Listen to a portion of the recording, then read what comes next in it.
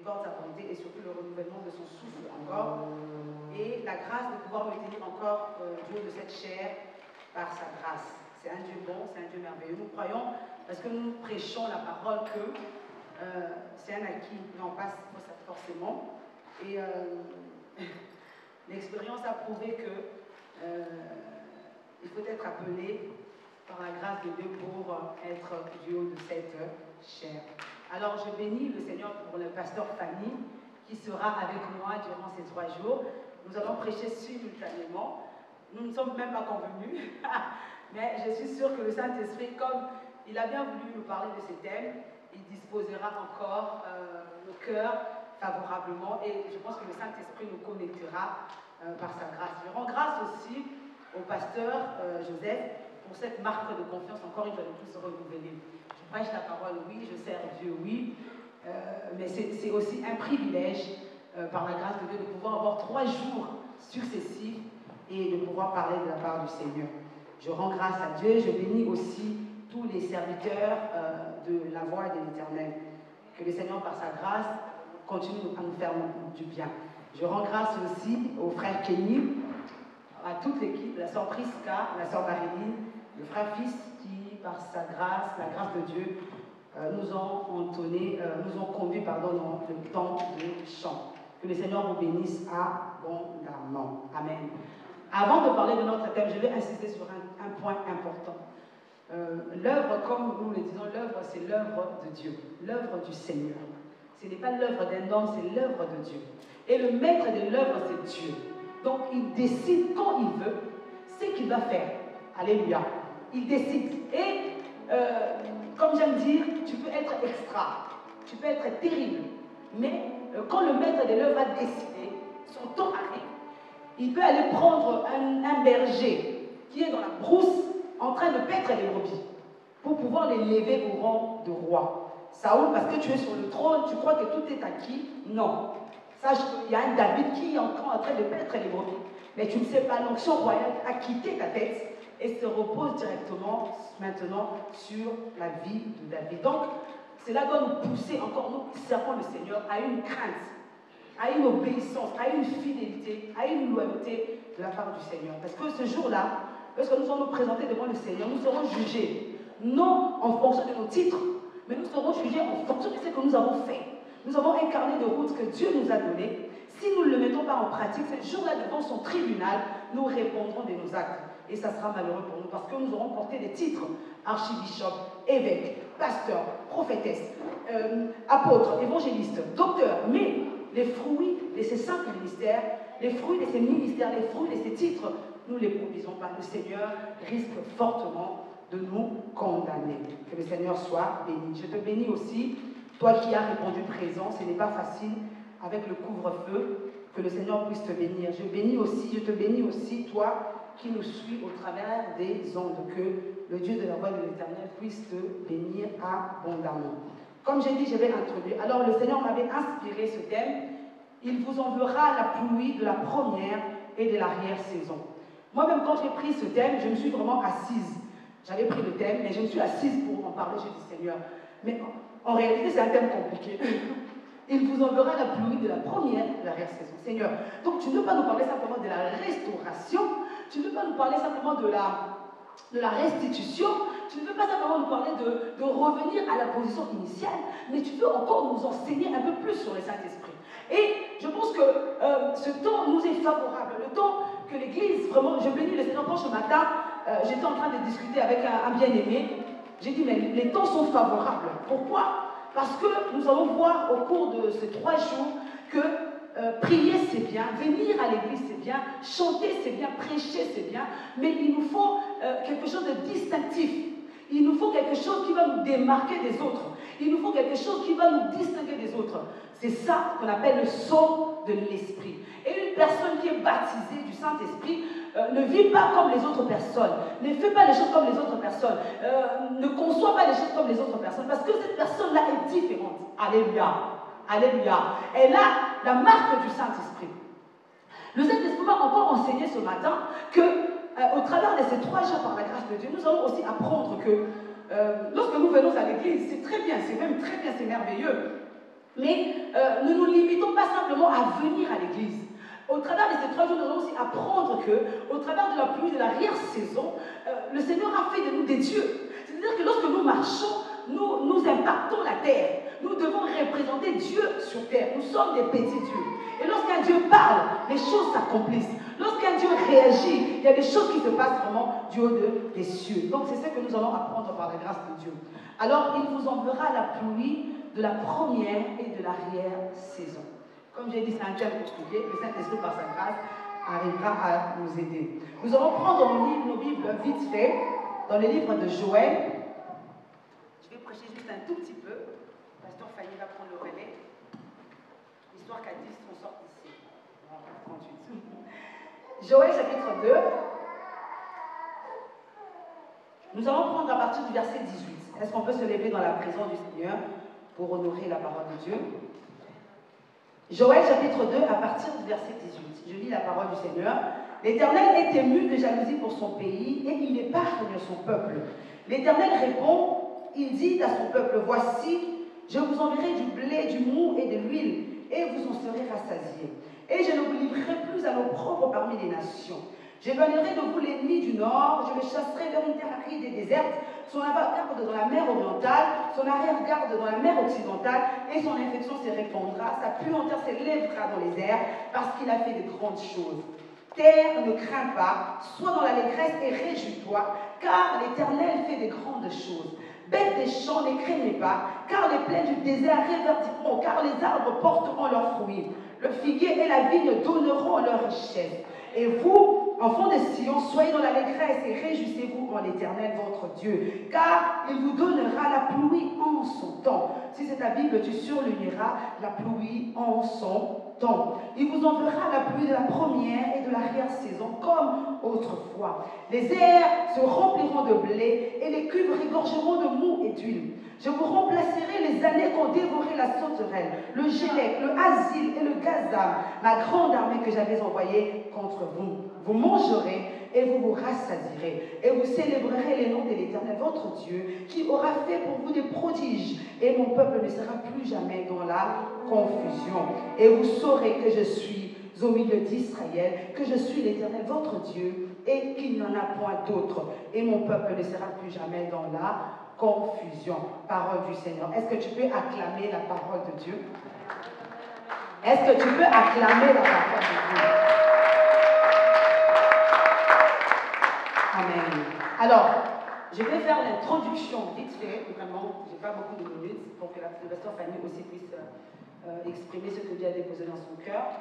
Alors, la pluie, nous sommes le contexte historique, nous allons parler du contexte historique, nous allons parler du contexte de la Bible, et puis nous entrerons dans le contexte prophétique. Nous allons parler de ces 3 temps-là, pardon. Alors, nous sommes en Palestine,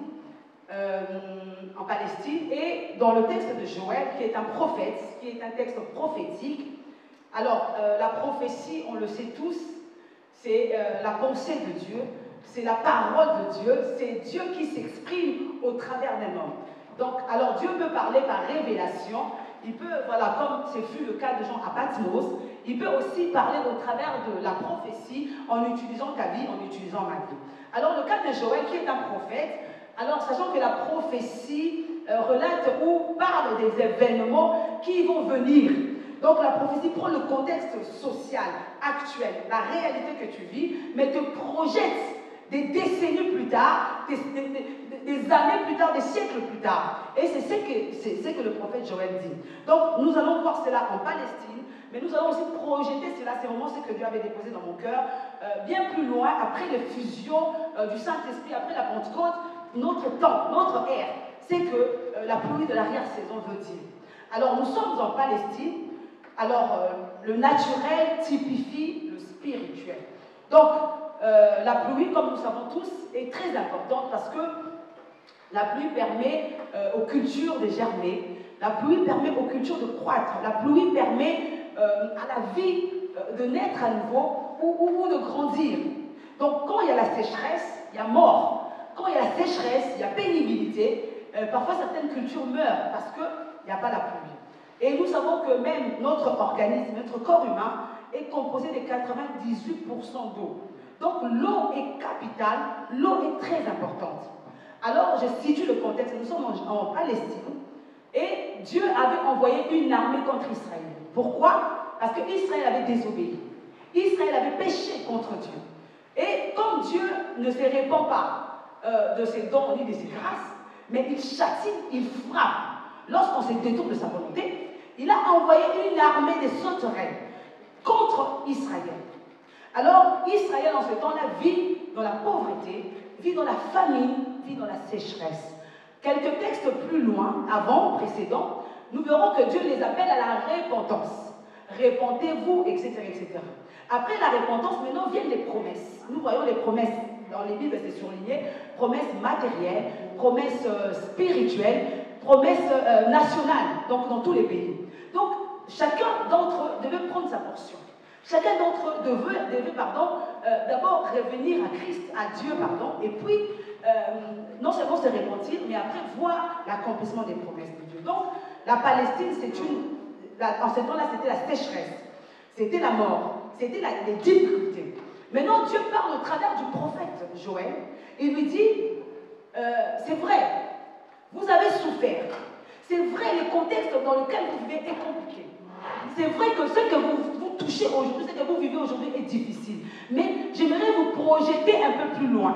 J'aimerais vous emmener un peu plus loin, détacher vos yeux de ce que vous voyez maintenant, vous emmener dans la révélation. Amen. J'ai toujours dit, Dieu travaille dans le secret.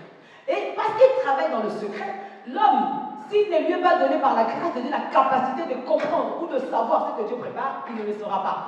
Voilà pourquoi, pendant qu'eux ils souffrent, ils voient la sécheresse, mais Dieu dans son conseil, dans son secret, est en train déjà de travailler. Et pendant qu'il travaillait, il y a cette promesse de restauration. Alléluia. Il y a cette promesse de changement qu'il veut envoyer à Israël. Alors, il dit, ne vous inquiétez pas. Sachez que ce que vous vivez aujourd'hui, le temps passera. Car Dieu vous donnera la pluie en son temps. Amen. C'est-à-dire que dans le calendrier de Dieu, il y a un temps où Dieu a fixé pour que toi tu puisses être arrosé par une pluie extraordinaire. Alléluia.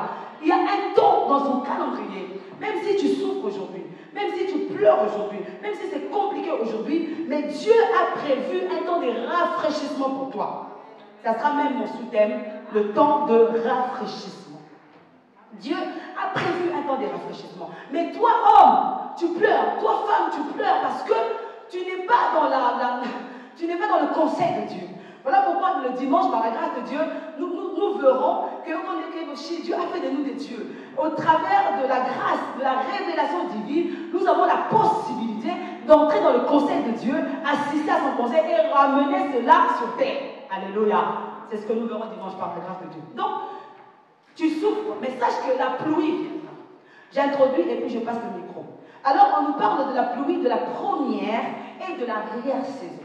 Donc, 2 temps. Nous savons que, on parle de l'agriculture. Alors, la pluie de la première saison, on a octobre, novembre, décembre. Alléluia. Octobre, novembre, décembre. Nous savons qu'il fait froid. Nous savons que pendant ces temps-là, il fait froid. Donc, Dieu envoie la première pluie. Et cette pluie-là a pour but, pourquoi? D'ensemencer, de pouvoir mettre le grain sous la terre et que le grain puisse germer et puis croître. Alléluia. Alléluia. Est-ce qu'on me comprend? Donc, octobre, novembre, décembre, la pluie de la première saison, pour but d'ensemencer, c'est-à-dire que tu mets sous la terre. Et quand ça sera sous la terre, la pluie de la première saison va faire quoi? Va pouvoir arroser. Et lorsque la semence sera arrosée, elle va quoi? Elle va germer et puis elle va commencer à grandir. Ça, c'est la pluie de la première saison. Historiquement, nous retournons. Après novembre, octobre, décembre, il y a quoi? L'hiver. L'hiver est rude. L'hiver est terrible. L'hiver est compliqué.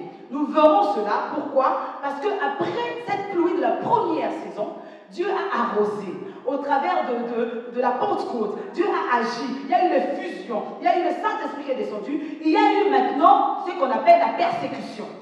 C'est ce qu'on appelle le temps dur, l'hiver. Il y a eu persécution. Les apôtres ont été tués. Ils ont été dispersés. C'est ça le temps dur. Comme nous aussi dans la vie, nous traversons ces 3 étapes. Dieu, par sa grâce, nous arrose en premier lieu. En deuxième temps, nous connaissons les difficultés, les déboires. Mais il reste encore une dernière étape. C'est ce qu'on appelle la pluie de l'arrière-saison. Alléluia. Alors, le but de la pluie de l'arrière-saison, c'est quoi? Alors, lorsque la sémence est mise en terre, la pluie de l'arrière-saison, elle vient, alléluia, pour la faire mûrir. Amen. Lorsque la sémence mûrit, nous voyons maintenant le bananier qui est là devant. On peut faire comme maintenant, on peut récolter. Alors, la pluie de l'arrière-saison a 2 buts. Faire croître, mûrir, atteindre la maturation et puis pouvoir moissonner. Nous verrons cela par la grâce de Dieu avec le Saint-Esprit, avec ses dons. Mais j'introduis d'emblée. Dieu apporte le temps de restauration. En fait, la pluie de la première saison, tu vas voir les effets. Tu vas sentir les effets. Mais ne crains pas, même si demain tu connais les déboires, il y aura la pluie de la dernière saison qui va venir pour pouvoir te restaurer. Alléluia. Parce que la pluie de la dernière saison, c'est ça le printemps. Et le printemps, c'est la vie. Le printemps, c'est la résurrection. Alléluia. Donc, je situe un peu le message. Donc, Dieu, au travers de ce thème, la pluie de la première et de l'arrière-saison, veut simplement te dire, premièrement, qu'il est ton Dieu. Deuxièmement, il ne t'a pas abandonné. Troisièmement, ton temps de restauration arrivera. Quatrièmement, ne crains pas l'hiver que tu traverses. Dernièrement, la 5e chose, au travers de ce message, Dieu veut te dire qu'au travers de cette pluie de l'arrière-saison, il veut faire de toi un Dieu. Un Dieu. Nous voulons voir des dieux marcher sur la terre. Ça, c'est vraiment le but de ce que Dieu m'a envoyé. Il veut que après ce message, que tu ne vois plus ta vie comme tu la voyais avant. Que tu ne vois plus les difficultés que tu rencontres comme tu les voyais avant. Que tu ne touches plus les problèmes comme tu les touchais avant. Car le Dieu que tu sers, le Dieu pour lequel tu es ici ce soir, tu as laissé ta maison, tu as bravé la police pour retourner chez toi. Ce Dieu-là interviendra en ta faveur. Est-ce que tu peux acclamer la parole de Dieu?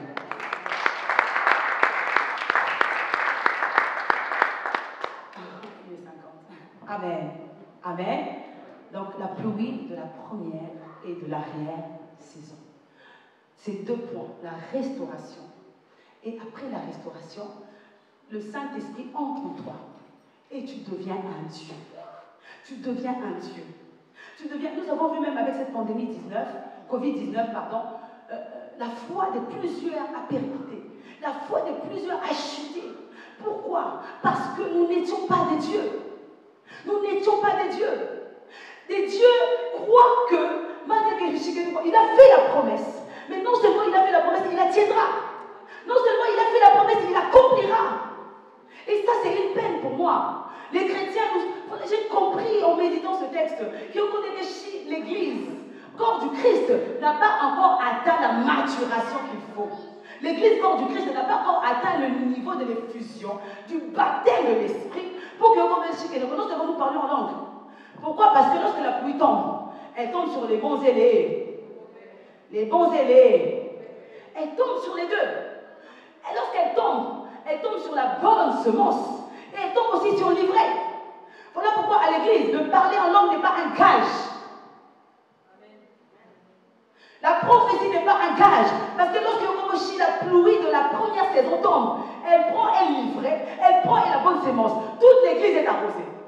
Mais après la pluie de l'arrière-saison, maintenant marque la distinction entre ceux qui sont de Dieu réellement, les fils de Dieu. Alléluia. C'est important. C'est très important. En fait, j'ai dit au Seigneur, j'ai dit, mais ça, c'est pas que pour les femmes. Ça, c'est un thème pour l'église. C'est vraiment le temps que nous traversons. Les moments difficiles que nous traversons. C'est vraiment les temps où l'église est en peine. Nous avons besoin de ce printemps, amen, pour ressusciter, pour revenir à la vie. Aujourd'hui, même dans les églises, lorsque les gens commencent, on s'étonne. Pourquoi? Parce que non seulement nous ne sommes pas habitués, parce qu'on s'habitue au Saint-Esprit, mais nous n'avons pas, nous ne contenons pas la mouvance de l'Esprit. Oh, nous sommes des dieux. Un Dieu a la capacité de déplacer des choses. Un Dieu a la capacité de changer les temps. Un Dieu a la capacité de changer les saisons. Alléluia, alléluia, alléluia. Je veux, au travers, c'est compliqué, c'est vrai, au travers de ce message, que notre esprit soit élevé. Alors ce matin, quand j'ai discuté avec un bien-aimé, j'ai dit, waouh, j'ai toujours voulu prêcher sur le baptême du Saint-Esprit. Et je ne savais même pas, en ayant eu ce thème, que j'ai découvert sur le baptême du Saint-Esprit. Alléluia, il est temps maintenant que tu ne sois pas simplement un chrétien. Non, en fait, c'est ça le but de la pluie, de la première et de l'arrière-saison. Une démarcation. Tu es fils de Dieu parce que tu portes en toi l'esprit de Dieu. Alléluia, alléluia, alléluia. Amen. Amen. Je passe le micro à Pasteur Fanny. Alors, j'ai toujours dit, la restauration commence toujours par l'intérieur. On ne peut pas restaurer un cœur, une vie de l'extérieur. On la restaure toujours de l'intérieur. Voilà pourquoi la Bible dira, j'espère que tu prospères, je souhaite que tu prospères à tous égards. Mais comme prospère l'état de ton âme. Pourquoi? Parce que justement lorsque la pluie tombe, et les bons et les mauvais, et la bonne semence est livrée, nous sommes tous arrosés. Et comme le Saint-Esprit est Dieu, nous commençons à parler en langue, à prophétiser. Et les gens au dehors sont confus. Mais nous ferons par la grâce de Dieu que Paul dit aux Romains, Amen, Amen, que le monde attend avec un ardent désir la révélation des fils de Dieu. C'est-à-dire que nous sortons de ces lieux, tous, nous avons été dans l'église. Mais lorsque nous sortons, il y a un homme dehors qui reconnaît une marque distinctive sur nos fronts. Une marque, c'est-à-dire que nous ne sommes pas simplement des chrétiens, mais non. Nous sommes ces chrétiens qui ont compris. Nous avons non seulement compris, mais nous sommes baptisés. La pluie est accolée sur nos vies. Nous ne nous arrêtons pas simplement au matériel, nous ne nous arrêtons pas simplement au physique, mais nous soignons notre intérieur. Nous soignons notre intérieur pour que l'extérieur puisse paraître beau. C'est important. On parlera de la restauration. On parlera de la restauration matérielle. Quand il dit que vous aurez du nouveau, du mou, de l'huile, du blé. Nous parlerons aussi de la restauration spirituelle. Car il dit, j'enverrai mon esprit sur toute chair. Pas dans, mais sur toute. Donc toute chair a la capacité de recevoir l'esprit. Mais seulement ceux qui auront la marque de distinction, ce sont ceux qui auront l'esprit en eux. Est-ce qu'on comprend la différence? Pas sur toutes, mais l'esprit en eux. Donc tu auras du pain, mais ta vie aussi passera à une autre vitesse sur le plan spirituel. Que le Seigneur vous bénisse. Alors, pour ceux qui connaissent Pasteur Fanny, ça fait déjà 2 fois qu'elle est avec moi. Je dis d'elle qu'elle est une sœur pour moi. Et je suis dans la joie de partager cette chair ce soir et ces 2 jours qui viendront pas avec elle. Que le Seigneur, je dis toujours d'elle, je dis, mais elle est courageuse. Elle est courageuse parce que ce qu'elle fait, mais je dis, mais elle est courageuse. En tout cas, Pasteur Fanny, merci d'avoir répondu à cette invitation. Que le Seigneur, le Dieu de la voix de l'Éternel, qui est du haut de cette chair, puisse t'accompagner. Nous allons nous lever et nous allons recevoir Pasteur Fanny au nom de Jésus-Christ. Acclame mieux, acclame mieux, acclame mieux, acclame mieux.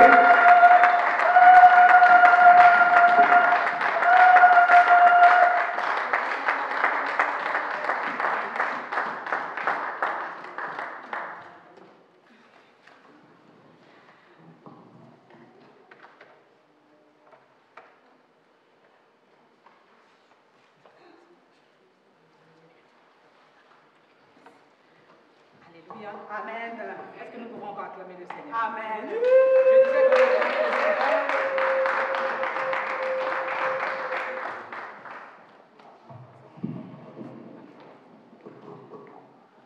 est-ce que nous pouvons acclamer encore le Seigneur? Alléluia. Je bénis encore le Seigneur pour sa grâce de nous permettre encore d'être là ce soir. Amen, amen, amen. Alors, comme nous n'avons plus beaucoup de temps, Je vais juste prendre 10 minutes. Tout d'abord, je voudrais remercier l'ange de cette maison. Est-ce que nous pouvons acclamer pour notre papa, Pasteur Joseph? Merci encore beaucoup, papa, pour cette confiance renouvelée encore une fois de plus. Que Dieu te bénisse abondamment. Et également la servante de Dieu qui a pensé à moi. Merci, maman prophétesse ange, que Dieu se souvienne de toi. Et merci à vous tous de me permettre également d'être là pour parler de la part du Seigneur. Est-ce que vous pouvez acclamer pour vous-même? Alléluia. Nous pouvons prendre place juste pour 10 minutes. Pour ceux qui ne me connaissent pas, je suis pasteur Fanny de l'église de Salut Parfait, mariée, mère de 4 enfants. Alléluia. La servante de Dieu a mis la fondation comme un apôtre. Et moi, je vais parler comme un prophète, juste pour 10 minutes. Alléluia. Alléluia. Nous avons entendu ce que Dieu nous a dit à travers sa servante, que je vous enverrai la pluie de la première et de l'arrière-saison. Alléluia. Alléluia. Comme la servante de Dieu l'a dit, la pluie de la première saison. Jean au chapitre 1, la Bible nous dit qu'au commencement, la parole était avec Dieu et la parole a été Dieu. Et à la fin, la Bible nous dit que, mais à tous ceux qui l'ont reçu, elle a donné le pouvoir de devenir enfants de Dieu. La première saison commence d'abord de là. La pluie de la première saison, à tous ceux qui l'ont reçu, la parole qui est Dieu, Jésus-Christ fait chair, elle a donné le pouvoir de devenir enfant de Dieu. Et ensuite, nous voyons dans le livre de Actes des Apôtres, non seulement Jésus, avant de partir, il ne suffit pas de recevoir Jésus comme Seigneur et Sauveur. Alléluia. Mais Jésus donne la promesse aux apôtres que, avant d'aller d'abord manifester ce qui est en vous, vous êtes dans l'obligation de recevoir d'abord le Saint-Esprit. Alléluia. Est-ce qu'on se comprend? Vous êtes dans l'obligation de recevoir le Saint-Esprit. Jésus dira que non. Allez d'abord dans la chambre haute. Attendez jusqu'à ce que le Saint-Esprit arrive. C'est alors que vous pourrez aller maintenant annoncer la bonne nouvelle. Je suis d'abord dans la première saison. C'est-à-dire la première saison pour que tu puisses vivre la manifestation de la deuxième, de l'arrière-pluie. Tu es d'abord dans l'obligation de recevoir Christ comme ton Seigneur et Sauveur. Et deuxièmement, tu es dans l'obligation de recevoir le Saint-Esprit, c'est-à-dire le baptême du Saint-Esprit. Alléluia. La servante de Dieu a dit, il y a une différence entre avoir le Saint-Esprit en toi et avoir le Saint-Esprit sur toi. Jésus-Christ dira que l'Esprit du Seigneur éternel est sur moi, car Dieu m'a oint pour.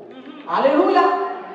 Quand on reçoit le Saint-Esprit en nous, le Saint-Esprit fait l'œuvre en nous pour que nos vies puissent changer. Un homme qui reçoit Christ dans sa vie comme Seigneur et Sauveur, le Saint-Esprit commence d'abord à œuvrer en lui. Mais pour que ce que le Saint-Esprit a fait en toi se manifeste, il faut recevoir le Saint-Esprit sur toi. Amen. Alléluia. Quand Jésus dira que le Saint-Esprit est sur moi, car Dieu m'a oint pour annoncer la bonne nouvelle, guérir les malades, ressusciter les morts, c'est là que nous appelons la pluie de l'arrière-saison. Mais ça, je pense que nous allons le voir entre demain et dimanche. Mais pour aujourd'hui, j'aimerais juste inviter le frère qui joue au piano. Tu vas juste m'accompagner parce que j'aimerais que je sens dans mon cœur pendant que la servante de Dieu est en train de parler. Le Saint-Esprit m'a emmené dans le livre de Ézéchiel au chapitre 37. La Bible nous dit que Dieu a transporté l'homme de Dieu dans le vallée des ossements. Et Dieu a dit à l'homme de Dieu de prophétiser sur les eaux. Alléluia. Il ne suffit pas de prophétiser sur les eaux pour que les eaux puissent revivre. Mais la Bible nous dit que Dieu lui a dit non, tu as prophétisé, maintenant tu dois appeler l'Esprit de Dieu, afin que l'Esprit puisse rentrer dans les eaux et que les eaux puissent reprendre vie. Alléluia. Bien aimé dans le Seigneur, cette année, nous avons eu certains coups.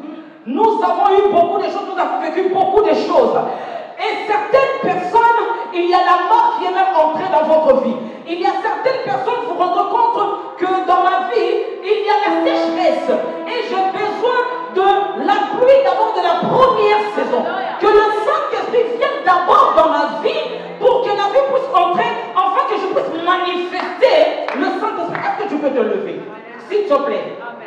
Je veux que là où tu es, que tu puisses être comme Ézéchiel ce soir en te disant, Saint-Esprit, esprit de 4 vents, souffle dans ma vie. Que tout sèchement de eau qui est dans ma vie puisse reprendre maintenant vie. Alléluia. La Bible nous dit dans le livre de Éphésiens, au chapitre 1er, au verset 18, l'apôtre Paul le dit, et qu'il illumine les yeux de votre cœur pour que vous sachiez quelle est l'espérance qui s'attache à son appel. Alléluia. Et ma prière ce soir est que le Saint-Esprit puisse illuminer les cœurs, les yeux spirituels de chacun de nous pour que nous puissions comprendre quel est ce que le Saint-Esprit veut faire dans notre vie. Bien aimé, tu ne t'es pas déplacé pour rester tel que tu es. Tu ne vas pas quitter l'année 2020 tel que tu l'as vécu depuis cette année. Nous voulons qu'en 2021, que les choses se passent autrement. Nous voulons manifester ce que le Saint-Esprit a déposé dans notre vie. Alléluia. Est-ce que tu peux commencer à élever ta voix? Est-ce que tu peux commencer à dire, bien aimé, tu n'es pas venu pour me regarder. Je suis en train de voir certaines personnes qui me regardent, je sais. Mais ne me regarde pas, s'il te plaît. Tu es là pour toi. Tu as besoin que le Saint-Esprit fasse quelque chose. Oh, bien aimé, moi je suis venu chercher ma part. En venant en Seigneur, je dis, Saint-Esprit, parle-moi. J'ai besoin que Dieu me parle. J'ai des défis à relever.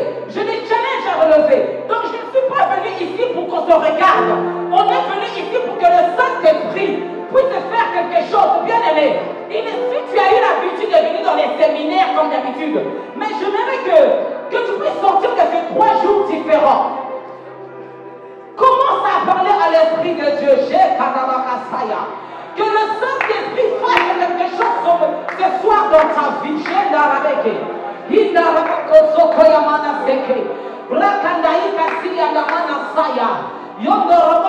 Que Saint-Esprit, Esprit de Dieu, souffle sur ces eaux. Souffle, Seigneur Jésus, dans nos vies. Seigneur, tout ce qui était mort dans nos vies, nous voulons que cela puisse revivre. Saint-Esprit, l'associé par excellence. Jésus, tu as dit, il est avantageux pour vous que moi je m'en aille. Si je n'en vais pas, le Saint-Esprit ne viendra pas. Oh Saint-Esprit, mon avantage. Saint-Esprit, notre avantage que nous avons ce soir. Saint-Esprit, l'avantage que nous avons ce soir, c'est toi. Et c'est ça nous te voulons. C'est ça nous te désirons. Brindaraboko soko yamama sheka. Yondaramene seke. Brakadaika soko yamana saya. Yendaramene seke. Je ne veux pas quitter en Seigneur tel que je suis venu. Ondaramene seke. La Bible me dit que nul n'a rencontré Dieu n'est resté le même. Nul n'est venu dans la présence de Dieu et n'est resté le même, Seigneur. Yahweh, dans ta Shekinah, nous voulons être transformés. Dans ta présence, nous voulons vivre, Seigneur, ta gloire. Yahweh, ce soir, nous avons besoin de toi. Alléluia. Plus près de toi. Plus près de toi.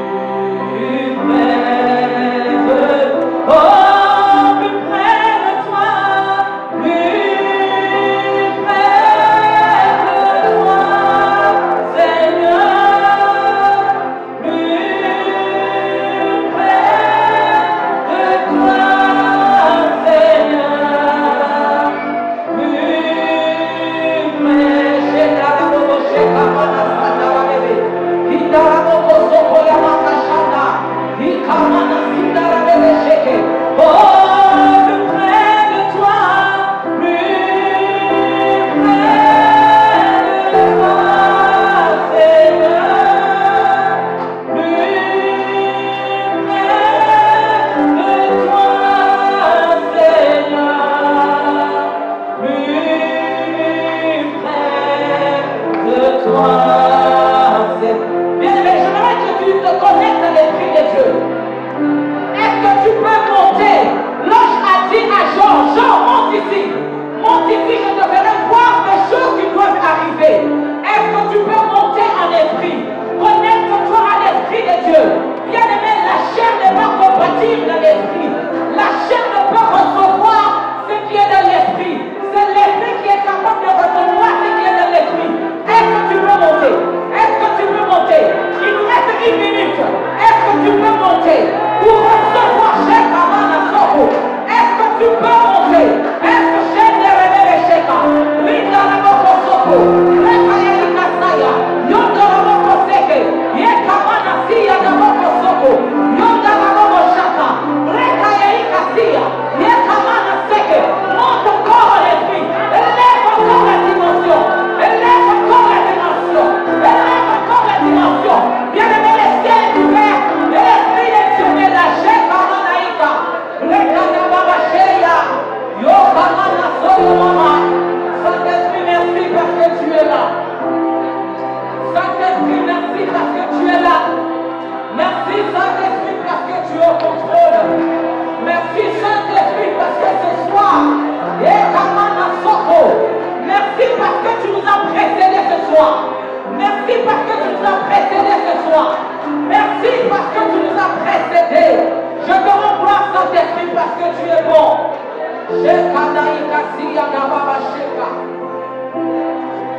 Seigneur, je te rends grâce parce que tu es Dieu. Seigneur, je te bénis parce que tu es excellent. Père éternel, merci pour ta parole ce soir.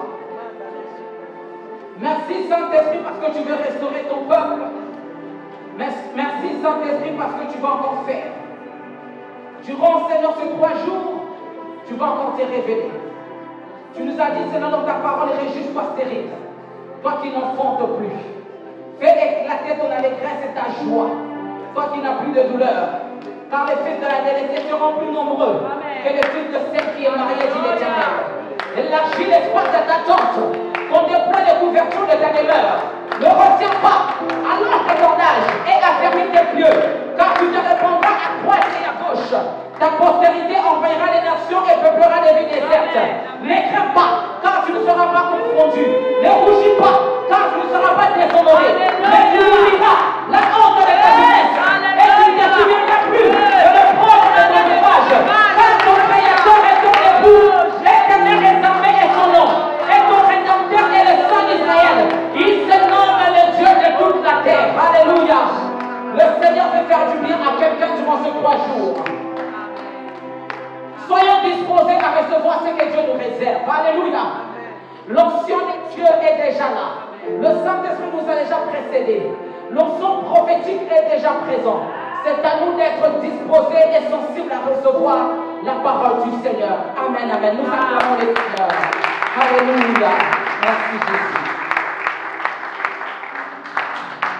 Est-ce que tu peux mieux acclamer le Seigneur?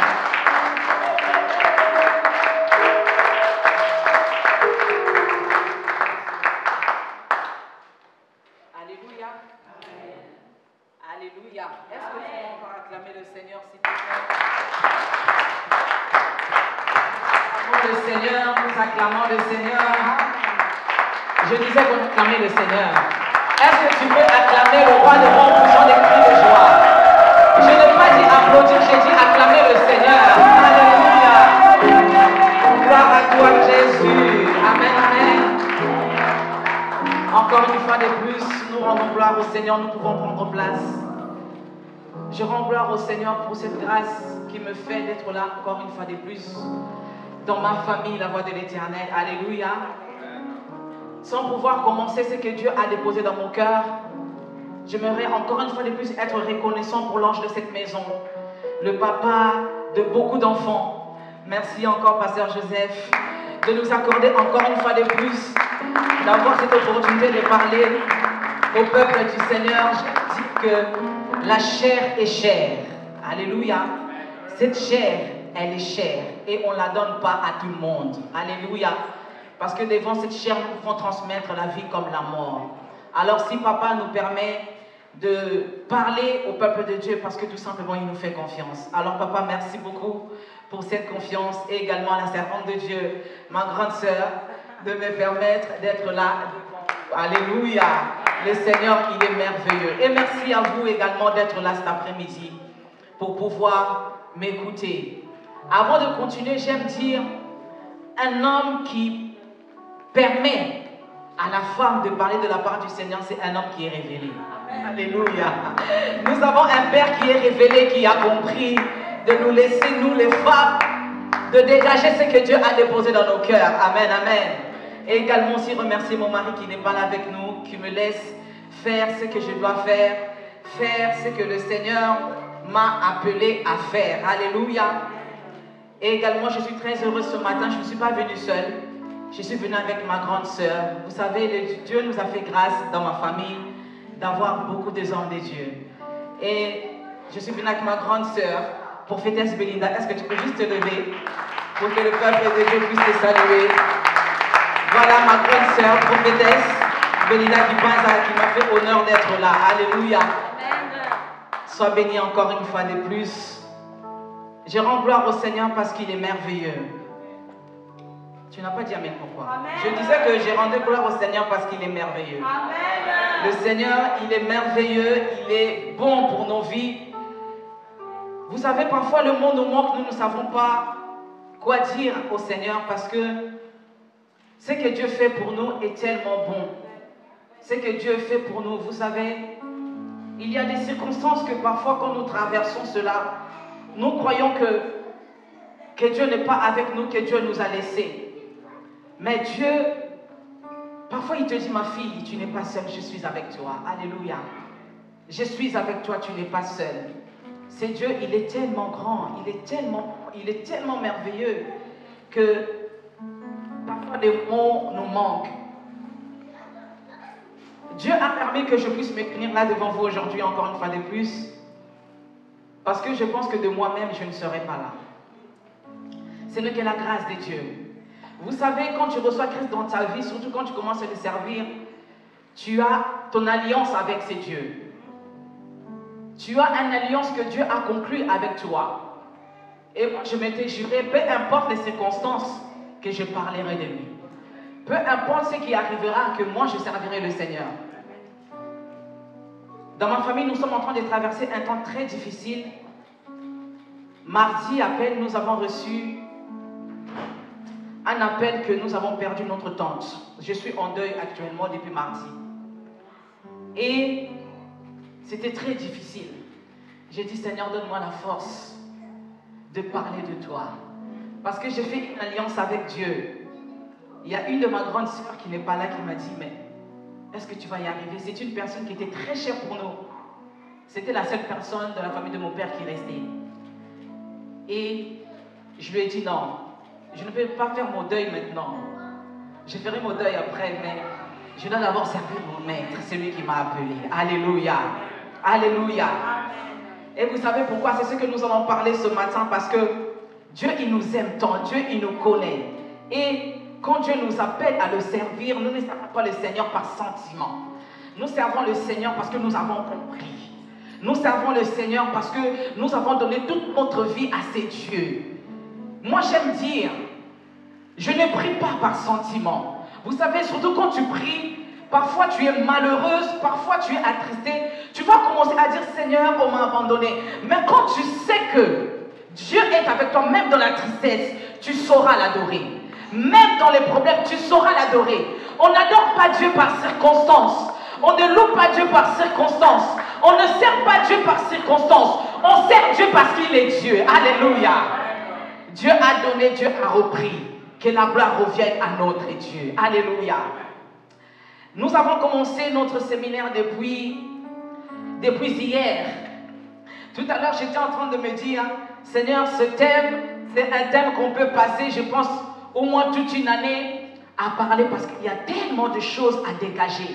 Mais comme Dieu nous connaît, il sait ce que nous avons besoin en cet instant. Alléluia.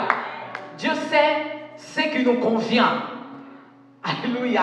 Et je rends gloire au Seigneur. Nous allons prendre notre verset de base Nous allons le lire dans le nom de Jésus-Christ. Je vais commencer à partir du verset 21. Alors Joël au chapitre 2, à partir du verset 21. Alléluia. Merci Saint-Esprit d'être là ce matin. Cet après-midi, merci pour ta présence. Si tu peux honorer la parole du Seigneur, s'il te plaît, si tu peux te mettre, nous honorons. Oh Saint-Esprit, merci, merci. Merci frère, que Dieu te bénisse. C'est ça que j'avais besoin. J'ai besoin de ça. Tu es révélé, que Dieu te bénisse. Je lis dans le nom du Seigneur. Terre, ne crains pas. Sois dans l'allégresse et réjouis-toi, car l'Éternel fait de grandes choses. Bêtes de champ, ne crains pas, ne craignez pas, car les plaines du désert réverdiront, car les arbres porteront leurs fruits, le figuier et la vigne donneront leur richesse. Et vous, enfants des Sion, soyez dans l'allégresse et réjouissez-vous en l'Éternel votre Dieu, car il vous donnera la pluie en son temps. Alléluia. Car il vous donnera la pluie en son temps. Il vous enverra la pluie de la première et de l'arrière-saison, comme autrefois. Les terres se rempliront des blés et les cuves regorgeront de mou et d'huile. Je vous remplacerai les années qu'ont dévoré la sauterelle, le jequel, le asile, le gaza, ma grande armée que j'avais envoyée contre vous. Vous mangerez et vous vous rassasierez. Vous célébrerez le nom de l'Éternel votre Dieu, qui aura fait pour vous des prodiges. Et mon peuple ne sera plus jamais dans la confusion. Et vous saurez que je suis au milieu d'Israël, que je suis l'Éternel, votre Dieu, et qu'il n'y en a point d'autre. Et mon peuple ne sera plus jamais dans la confusion. Mais après cela, je répandrai de mon esprit sur toute chair. Vos fils et vos filles prophétiseront. Vos vieillards auront des songes et vos jeunes gens auront de visions. Parole du Seigneur. Nous pouvons acclamer la parole de Dieu. On prend place dans le nom de Jésus-Christ. Hier, nous avons mis les bases en disant que la pluie de la première saison vient simplement travailler le sol. Alléluia. Vient simplement préparer les terrains afin de recevoir la sémence. Sans la pluie de la première saison, nous ne pouvons pas récolter.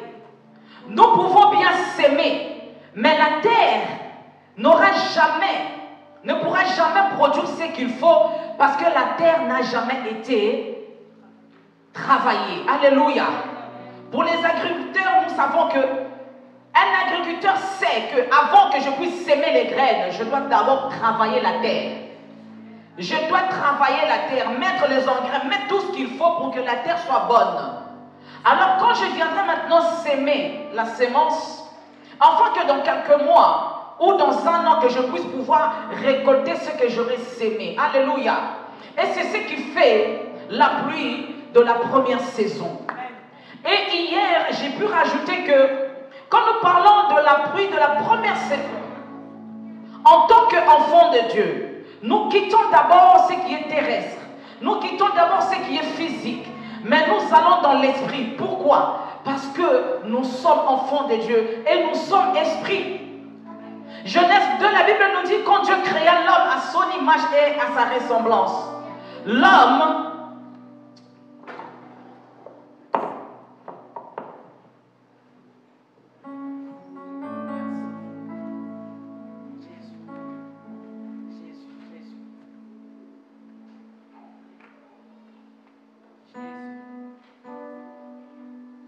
Alléluia.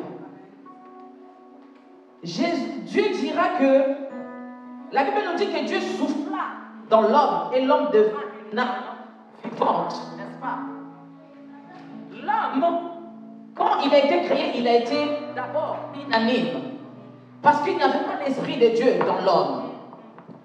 Quand Dieu a soufflé dans l'homme, alors l'esprit de Dieu, la vie qu'on appelle Zoé, la vie de Dieu est entrée dans l'homme et l'homme est devenu une âme vivante. Et pour nous, enfants de Dieu, pour que nous puissions comprendre les choses de l'esprit, nous devons être esprit. Alléluia. Merci Seigneur. Nous devons être esprit. Si nous vivons dans la chair, alors nous allons simplement faire les choses de la chair, n'est-ce pas? Alors si nous sommes esprits, nous allons également faire ce qui est de l'esprit. Si nous vivons dans l'esprit, alors également entrons dans l'esprit. J'aimerais bien aimer nous inviter à monter encore des dimensions en tant qu'enfants de Dieu pour que nous puissions accéder de ce qui est inaccessible à l'œil visible. Quand Jésus a rencontré l'apôtre Pierre en train de pécher, toute la nuit il n'avait pas péché, n'est-ce pas? Mais quand Jésus est venu, Jésus dit à Pierre, avance en pleine eau. Alléluia. Qu'est-ce que cela veut dire, bien-aimé? Tu peux pécher toute la nuit, mais si tu restes simplement aux surfaces, dans les surfaces tu ne peux rien voir. Dans les surfaces, tu ne peux rien avoir. Il faut aller en plein eau. Il faut aller dans les profondeurs parce que les profondeurs appellent la profondeur. Le temps est arrivé pour les enfants de Dieu que nous puissions quitter les surfaces, que nous puissions quitter tout ce qui est terre à terre, afin d'aller dans les profondeurs, afin de recevoir la révélation de Dieu. Parce que la révélation de Dieu ne se trouve que dans la profondeur. La révélation de Dieu ne se trouve pas en surface. Bien aimé, quand tu es encore bébé spirituel, je ne dis pas charnel, c'est deux choses différentes. Je dis quand tu es encore un bébé spirituel, Dieu peut t'accorder l'innocence de la connaissance de sa parole ou de sa révélation.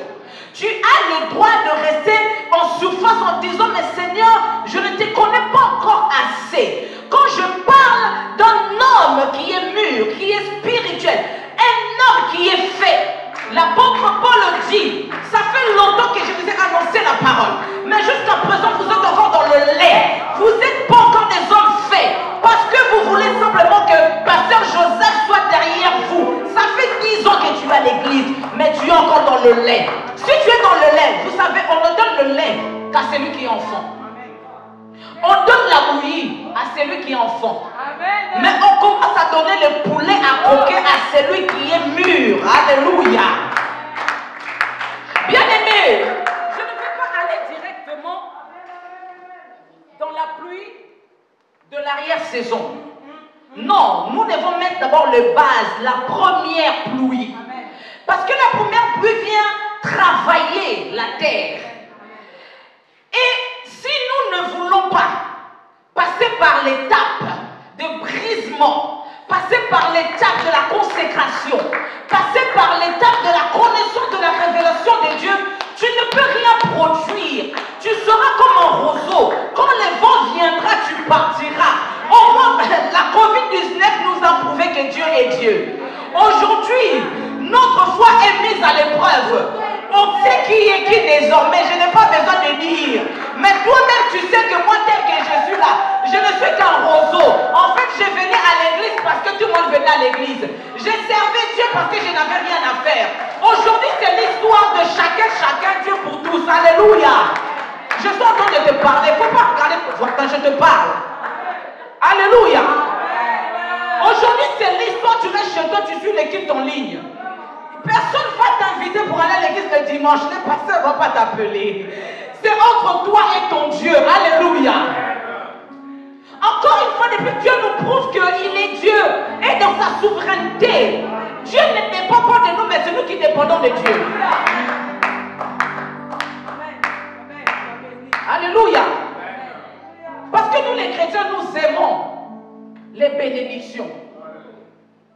Nous aimons dire Alléluia, ah, c'est profond. Aujourd'hui, on va parler. J'ai 50 minutes. Alléluia.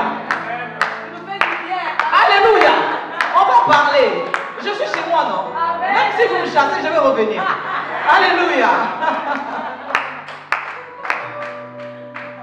Bien-aimés dans les Seigneurs, il est temps que nous puissions comprendre. Hier, la servante de Dieu dit, j'aime ce que David dit. Mais vous êtes contents de mourir comme des hommes. En réalité, vous êtes des dieux. Parce que tu ne connais pas ton identité. Et les chrétiens d'aujourd'hui, nous croyons que quand Dieu nous bénit, quand Dieu nous fait du bien, quand Dieu me donne ce que j'ai demandé, c'est que je suis enfant de Dieu. Non. La pluie tombe sur les bons comme sur les mauvais. C'est ce qu'on appelle la grâce. Les païens aussi se marient, ont des enfants, ont l'argent, ont des voitures, sont plus que nous.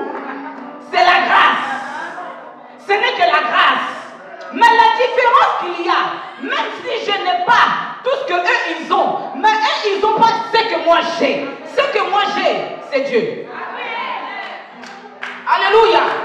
Ce que moi j'ai, c'est Dieu. Et c'est ce que nous avons besoin.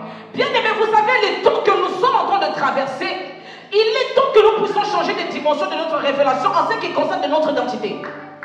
Il faut que nous puissions arriver à un temps que nous puissions nous dire, même si je n'ai pas ce que les autres ont, même si je n'ai pas ce que je désire, mais ce qui est sûr, je sais qui je suis. Mais pour savoir qui tu es, tu dois connaître qui t'a créé. Parce que tu ne peux pas avoir ton identité sans pour autant connaître l'identité de celui qui t'a créé. Donc, ceux qui ont ou bien la connaissance de qui ils sont, ce sont des hommes faits. Parce que ces hommes-là connaissent Dieu. Alléluia. Dans notre génération, nous sommes en train de traverser une crise identitaire. Pourquoi? Parce que beaucoup de personnes ne savent pas, ils ne connaissent pas Dieu. Quand tu connais Dieu, tu sais qui tu es. Alléluia.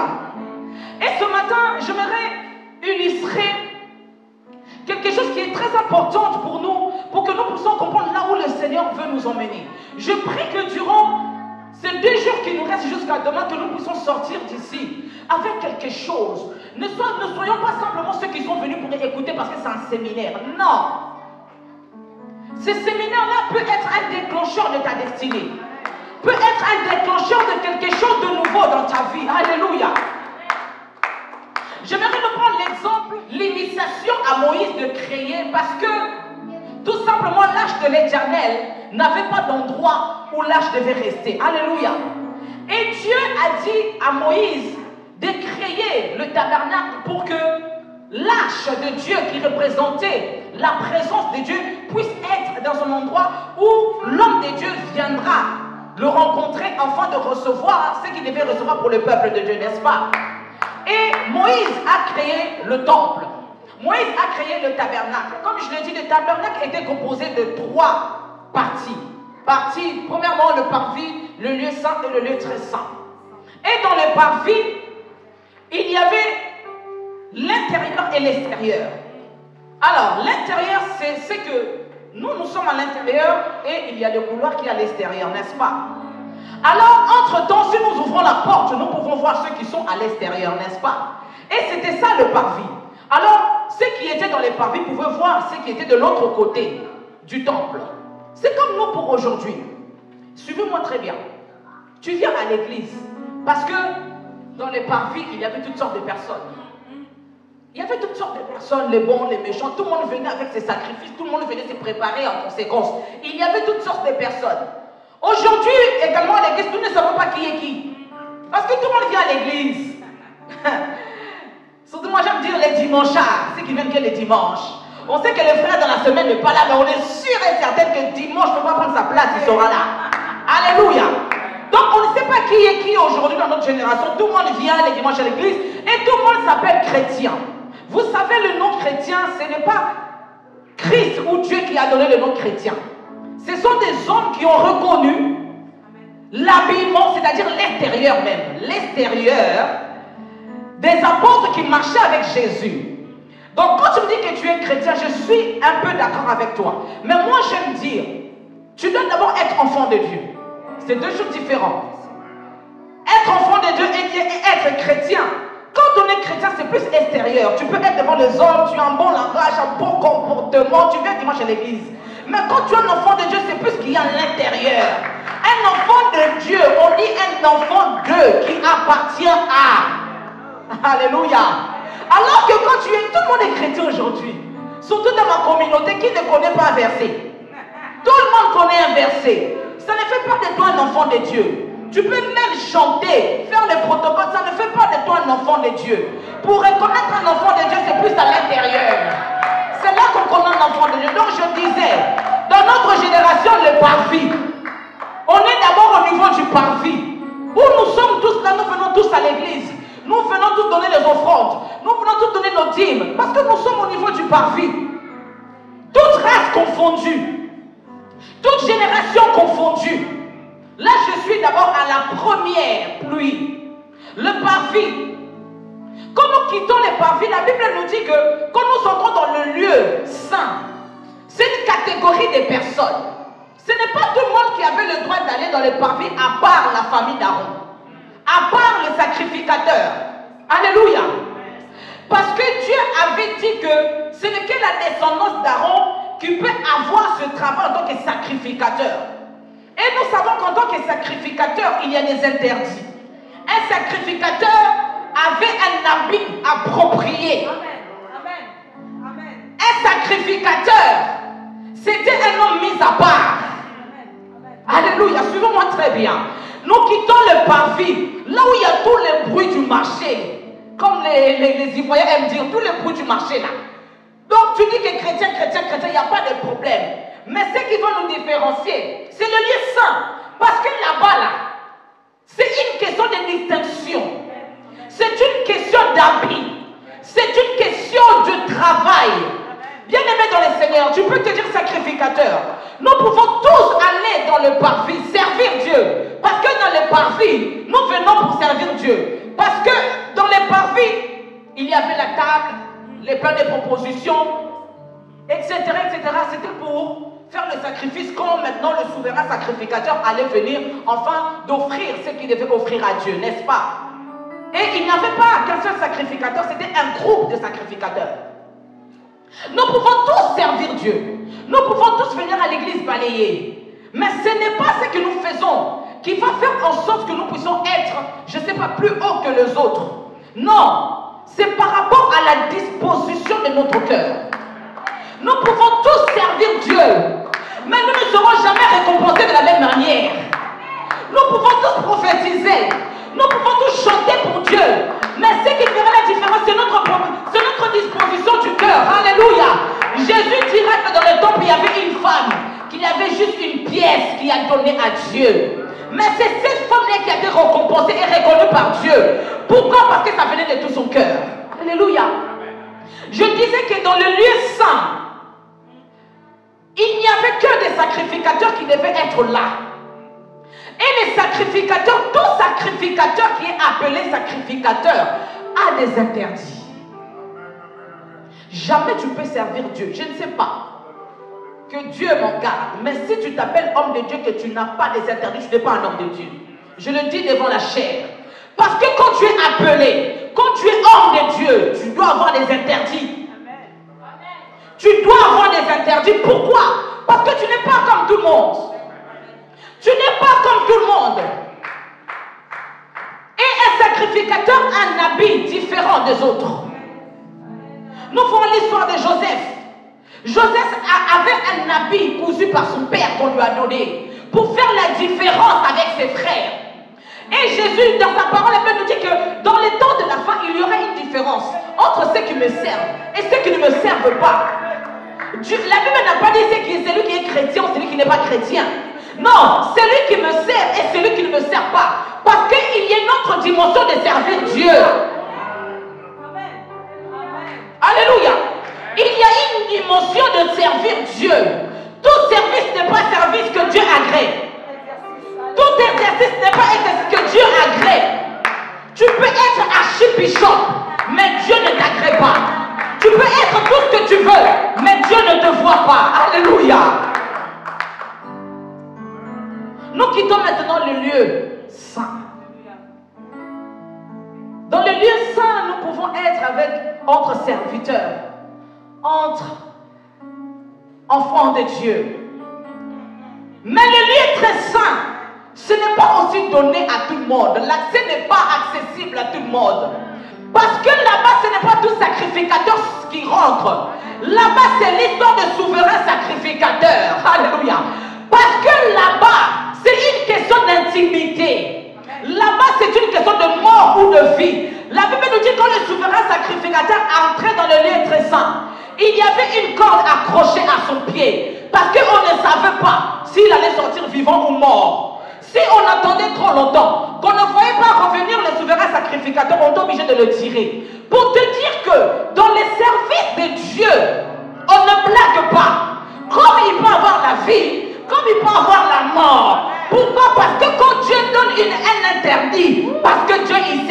roi.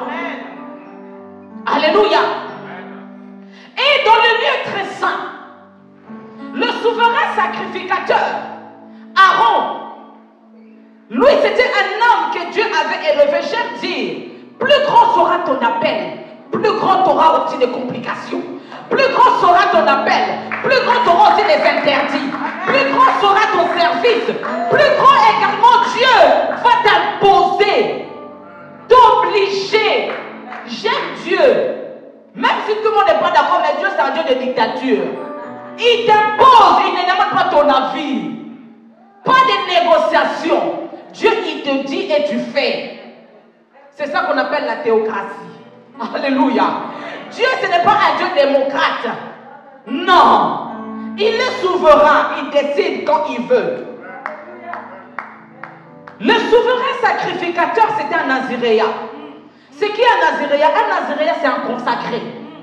C'est un homme qui est mis à part.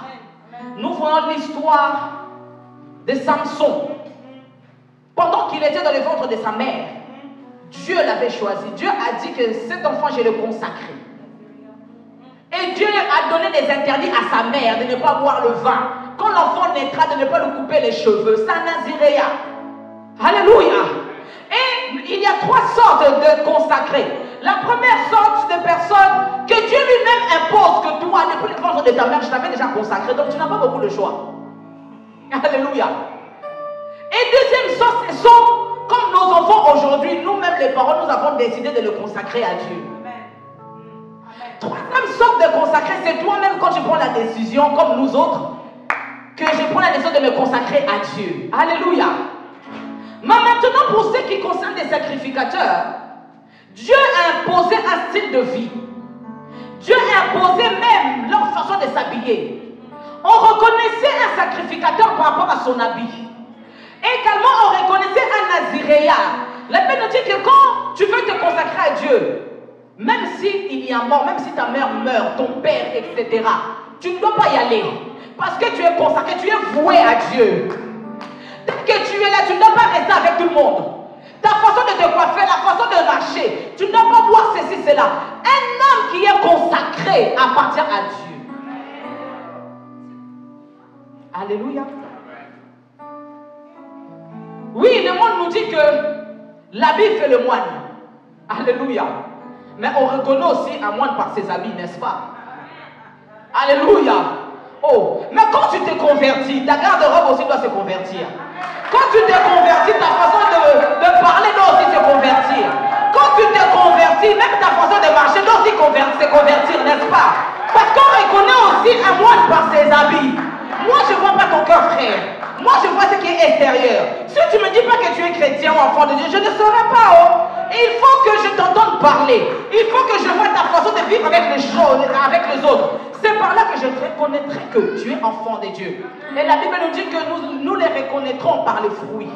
On reconnaît un arbre par ses fruits. Alléluia. Je reviens dans le lieu très saint.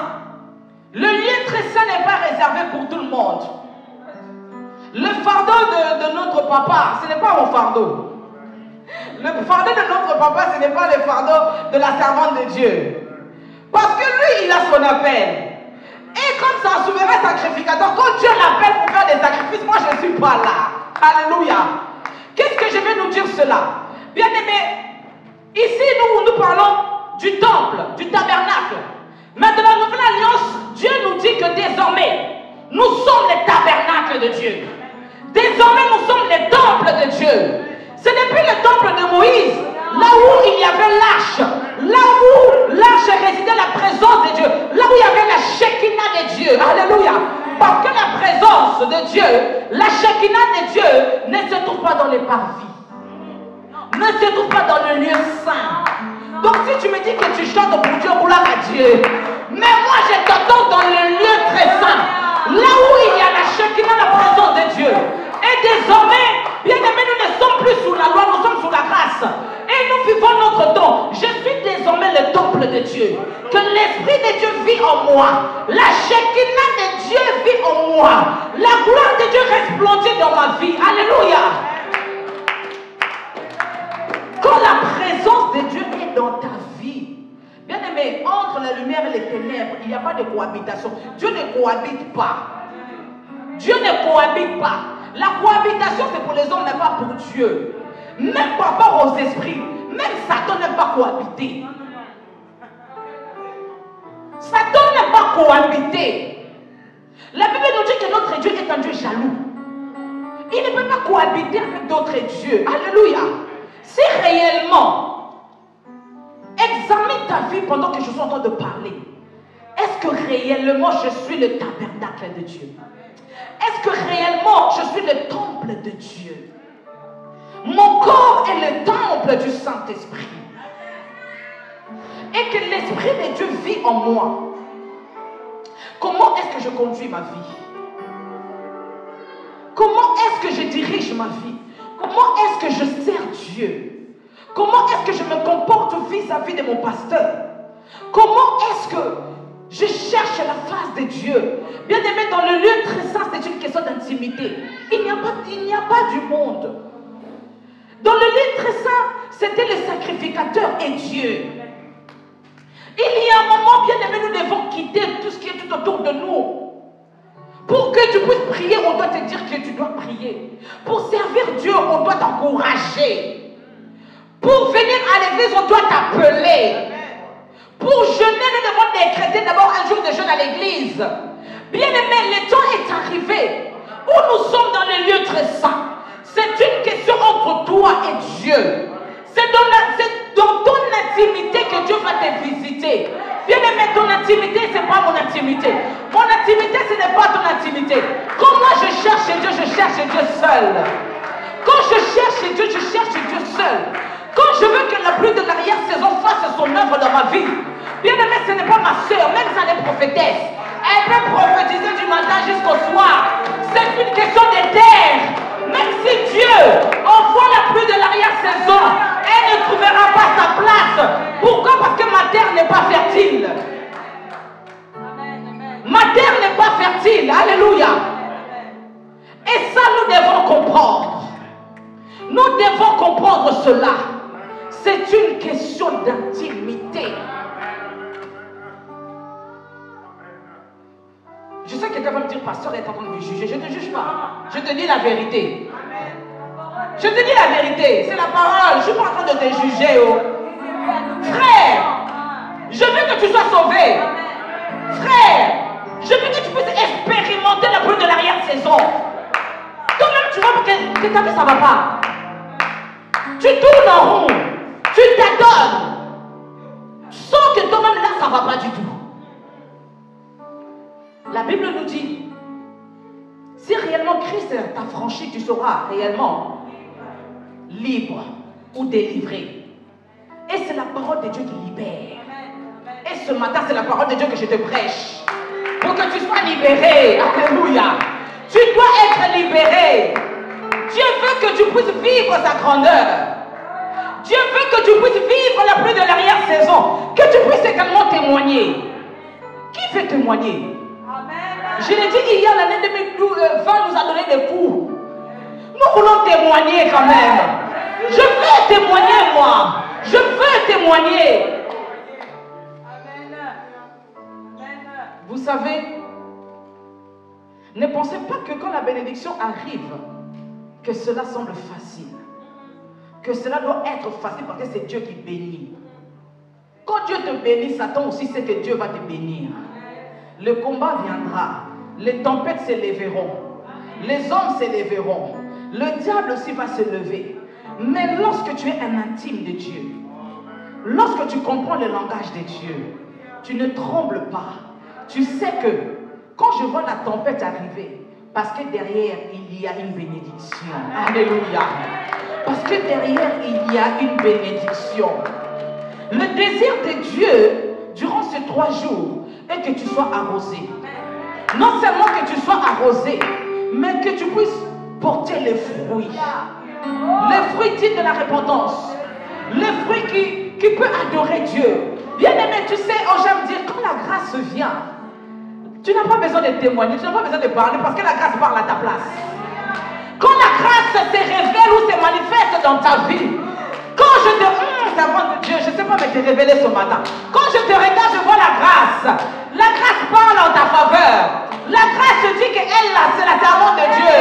Elle n'a pas besoin de parler. Quand la grâce de Dieu vient dans ta vie, bien aimé, les bénédictions vont te suivre. Quand la grâce de Dieu descend, la vie te suivra. Quand la bénédiction viendra, la résurrection va te suivre. Quand la grâce est là, bien aimé, laisse-moi te dire que le ciel le veuille ou pas, le ciel sera favorable pour toi.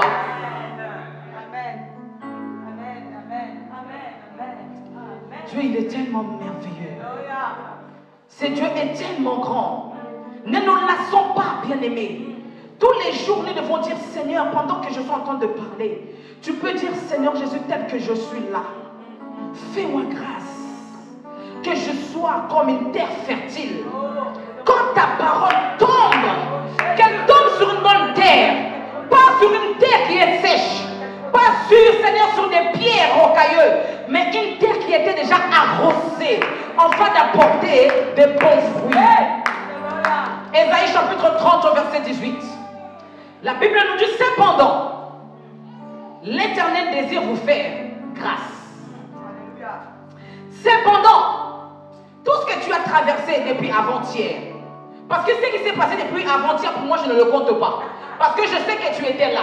Et à partir d'hier, déjà, tu as reçu quelque chose. Oh, pourquoi tu ne dis pas Amen? Bon, je dis Amen pour toi. Donc, depuis, je disais que depuis avant-hier, ce qui s'est passé dans ta vie, ne le considère plus. La Bible nous dit, ne pensez plus aux événements passés. Donc, depuis ce qui s'est passé pour avant-hier, ne le considère plus. Pourquoi? Tu ne vas peut-être pas le reconnaître tout de suite. Mais après-demain, tu sauras que c'est Dieu qui fait cela. Cependant, Dieu désire te faire grâce. Et il se lèvera pour vous faire miséricorde. Car l'Éternel est un Dieu juste. Heureux tous ceux qui espèrent en lui. Oui, peuple de Sion. Nous avons lu tout à l'heure, Dieu nous dit, peuple de Sion, soyez dans l'allégresse. Réjouissez-vous. Alléluia. Peuple de Sion, habitant de Jérusalem, tu ne pleureras plus. Ce qui s'est passé avant-hier, Dieu te dit, tu ne pleureras plus. C'est passé, le passé est passé. Le passé est passé. Le passé ne reviendra plus. Tu ne pleureras plus. Il te fera grâce. Quand tu crieras, dès qu'il aura entendu, il t'exaucera. Hey, ici Dieu dit, il te fera grâce. Lorsque tu auras crié, il t'exaucera. Lorsqu'il aura entendu. Donc, si tu ne cries pas, il ne peut pas t'entendre. Si Dieu ne peut pas t'entendre, la grâce ne va pas se manifester. Il ne va pas t'exaucer. Dieu dit à Moïse que j'ai entendu les cris de mon peuple qui est monté jusqu'à moi. C'est le peuple de Dieu. Ils se sont simplement contentés en disant, et de toute façon, nous sommes le peuple qui a la grâce que Dieu a choisi. Nous n'avons pas besoin de crier. Comme certains chrétiens disent, pourquoi je vais prier? Dieu, de toute façon, il connaît mon cœur, il connaît mes besoins. Mais ici, Dieu te dit, tu dois crier pour que la grâce se manifeste. Dieu dit que j'ai entendu les cris de mon peuple qui est monté jusqu'à moi. J'ai entendu. Maintenant, je suis descendu. La femme a la perte de sang.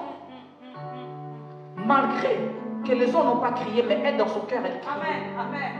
Elle s'avançait, elle criait dans son cœur. Elle criait sur moi, elle disait, la guérison, la guérison, la guérison. Elle criait dans son cœur.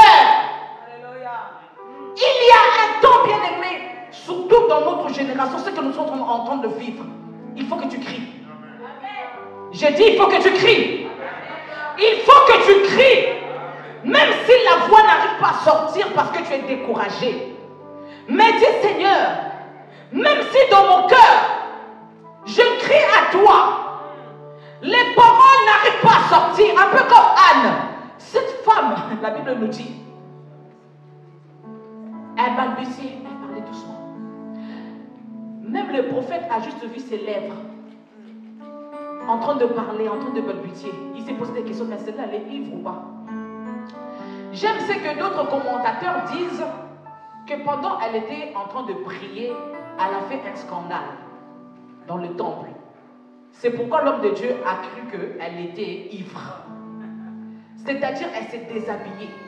Elle a commencé à taper sa poitrine en disant, Seigneur, ce que tu m'as donné, je dois avoir des enfants pour les allaiter. C'est comment? Et quand l'homme de Dieu a fait ça, dit, sûrement elle doit être ivre. Elle criait à Dieu. Elle a fait appel à la grâce.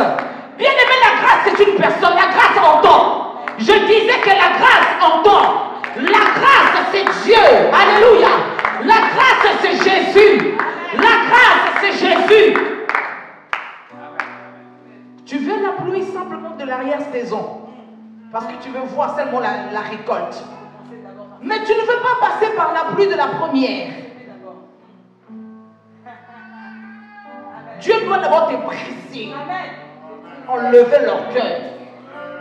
Le moi là, Dieu doit te briser, te couper, te modeler, te façonner.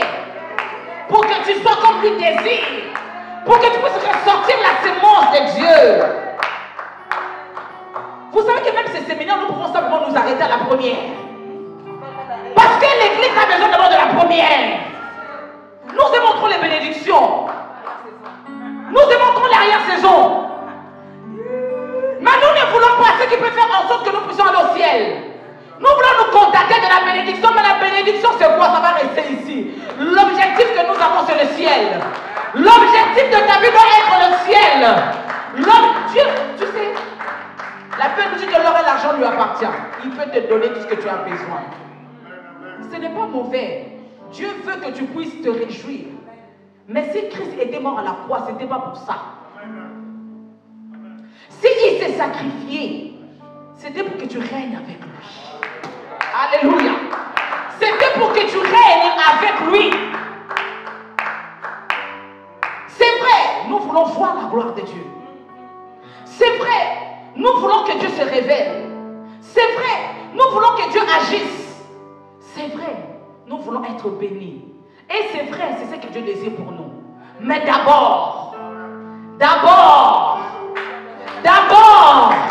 quitte d'abord le parvis, quitte le lieu saint, quitte d'abord ce qui peut t'empêcher. Bien aimé, quand Christ revient, la Bible nous dit qu'en un clin d'œil, nous serons changés en un autre homme et nous allons monter. Mais si tu es lourd, tu vas monter comment? Si tu es lourd, tu ne pourras pas monter. Facebook va t'arrêter. Le téléphone va prendre ton pied. Les réseaux sociaux, les enfants, le mari, le travail. Va dire toi là, avec moi jusqu'à. Toi avec moi jusqu'à. Alléluia. Nous voulons la pluie de l'arrière-saison. En ce moment, il y a un désir que Dieu a déposé dans mon cœur, vivre le réveil. Je veux vivre le réveil. Quand je regarde le réveil qui est passé avec le John Wesley, je pleure, je dis Seigneur, je ne partirai pas sans pouvoir vivre le réveil. Mais le réveil ne viendra pas si nous-mêmes, nous ne travaillons pas notre intérieur. Quand je regardais l'histoire du réveil, ce sont des hommes qui étaient brisés. Tout ce qui était du monde ne valait plus rien pour eux. L'histoire nous raconte que John Wesley, à sa mort, on a retrouvé une assiette, une fourchette, un couteau, une table, 2 chaises, un matelas, tout simplement. Mais jusqu'au jour où nous parlons de John Wesley. Toutes les cantiques avec fonction, c'est lui qui les a écrits. Il avait soif du réveil. Tout ce qui était du monde, n'importe. Franchement, pour lui, ce n'était rien. Et John Wesley a enfanté beaucoup d'enfants. Je regardais l'histoire d'un de ses enfants, Finney. On nous dit qu'en son temps, lorsque Finney priait, il ne pouvait pas prier dans une salle avec nous. Il y avait trop d'onction. Il devait aller prier dans une forêt. Et pendant qu'il allait prier, on devait aller les chercher pour qu'ils sortent de là. Quand on venait le chercher, même les arbres ne supportaient pas son onction. Tous les arbres tout autour de lui étaient tombés. Ça, ce sont des hommes de réveil. Ça, ce sont des hommes bien aimés. Nos prières en langue là, c'est pas ça. Les prières que tu fais de 5 minutes là, pardon, c'est pas ça. Il faut changer de dimension. Nous voulons une autre dimension. Et c'est ça qu'on appelle la dimension de l'arrière. De la pluie de l'arrière-saison. Bien aimé, la pluie de l'arrière-saison ne viendra pas avec des prières de 5 minutes. pluie de l'arrière-saison ne va pas se manifester ta façon que tu fais là de servir Dieu. Ça ne viendra pas. La pluie de l'arrière-saison va venir par rapport au désir de ton cœur et par rapport à ton niveau de consécration. Est-ce que vous savez, même de la consécration, il y a des niveaux. Il y a des niveaux de consécration. Ces hommes qui ont bouleversé le monde jusqu'à aujourd'hui. Parce que ce sont des hommes qui se sont consacrés à Dieu. Ce sont des hommes qui ont voulu voir le réveil, vivre la pluie de l'arrière-saison. Ce sont des hommes qui se sont abandonnés. Combien de fois John Wesley était mis à mort, lapidé, laissé mort? Combien de fois de suite? Mais quand il s'est relevé, il allait encore prêcher. Quand il s'est relevé, il allait encore prêcher. Il n'avait pas de micro. L'histoire raconte que c'était un homme qui mesurait à peu près dans les 1m60, un peu comme moi, comme ça. Et quand il prêchait sur une table, ou bien sur une chaise, il pouvait vous prêcher du matin jusqu'au soir, il n'était pas fatigué. Et les hommes étaient là du matin jusqu'au soir. Mais toi, le culte te fait 2 heures. Et 2 heures déjà, c'est beaucoup. Le réveil ne viendra pas. Le réveil ne viendra pas. C'est avec la soif de vivre le réveil. La soif de vivre la pluie de l'arrière-saison. La soif de dire, Seigneur, j'ai soif de te voir. Seigneur, j'ai soif de te rencontrer. Je veux que ma dimension de te servir change. Ma dimension de consacrer change. Je ne veux pas te servir façon. Mais je vais te servir la façon dont toi tu veux. Ce sont des hommes comme ça, notre temps, que nous avons besoin. Bien aimé, si l'Église prend la décision de se lever, si l'Église prend la décision, bien aimé, d'arriver à ce niveau, notre papa aura moins de travail. Notre papa aura moins de travail. Si toi et moi nous décidons, nous prenons la décision d'aller dans la profondeur, de quitter un peu la surface. Parce que la profondeur appelle la profondeur. Et Dieu rencontre des hommes qui sont dans la profondeur. C'est pourquoi Jésus dira que moi je pars. Mais n'allez pas vite parce qu'on est avec Jésus. Nous sommes des boss, nous allons venir vous prêcher. Allez dans la profondeur. Parce que là-bas, vous allez être baptisés. La pluie de l'arrière-saison viendra. Maintenant, vous allez aller manifester ce que je peux déposer en vous. Alléluia. Est-ce que tu peux te lever? Nous allons prier. Oh, le désir de mon cœur, Seigneur, je veux te voir. Non seulement, Seigneur, je veux te voir, mais je veux également, Seigneur, vivre le réveil. Pas pour moi, ce n'est pas pour ma gloire, parce que c'est ce que tu veux pour nous. Vivre la pluie de l'arrière-saison. Bien aimé, commence à prier. Moi, je ne vais pas te dire de prier. Moi, j'ai déjà commencé. Commence à prier. Alléluia. Seigneur, je veux te voir. Seigneur, je te désire. Seigneur, je te veux. La pluie de l'arrière-saison, c'est notre désir. La pluie de l'arrière-saison, c'est ce que nous voulons. C'est pourquoi nous sommes là ce soir. C'est pourquoi nous sommes là. Nous voulons être, Seigneur, baptisés de l'Esprit. Seigneur, pas nous, Seigneur, mais toi. Pas nous, Jésus, mais toi. Pas nous, l'incomparable, mais toi, Seigneur, pour la gloire de ton nom. Jésus, fais-nous grâce. Seigneur, fais-nous grâce de te voir. Seigneur, fais-nous grâce de te rencontrer. Seigneur, fais-nous grâce, Seigneur, de disparaître. De disparaître. Seigneur, je bénis ton nom. Je te dis merci. Merci, Seigneur, pour cette parole. Seigneur, je le crois de tout mon cœur que nous avons sémé dans une terre fertile. Seigneur, nous le croyons que nous avons sémé dans une terre fertile. Ces 3 jours, Seigneur, ce n'est pas un hasard. C'était dans ton plan. Ces 3 jours, Seigneur, ce n'était pas un hasard. C'était Yahweh dans ton plan. Et nous le croyons. Que durant ces 3 jours, nous allons sortir d'ici transformés. Changer. Oui. Un nouveau homme. Une nouvelle femme. Je le crois, Seigneur, de tout mon cœur. Parce que c'est notre soif. C'est notre désir. C'est le désir de notre cœur. Laisse que la gloire revienne qu'à toi seul. Au nom puissant de Jésus. Alléluia.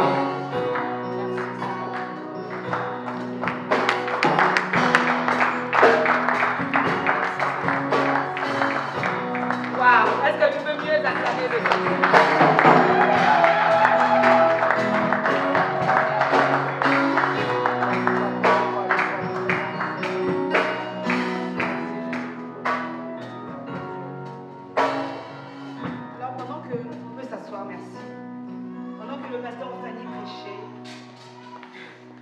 Elle me voyait sourire, elle doit se dire, mais non, je me suis dit, mais Waouh, le Seigneur fait très bien les choses. Waouh. C'est comme si elle était entrée dans mon cœur, dans ma pensée, lorsque j'ai préparé ce message. Waouh. Que Dieu te bénisse abondamment. Vraiment, au travers de ce thème, comme je vous ai dit hier, je voulais vraiment, au travers de ce thème, non simplement que tu sois béni sur le plan matériel, que tu reçoives l'abondance, mais ma pensée était que surtout ton intérieur soit travaillé. Ça, c'était vraiment... Et...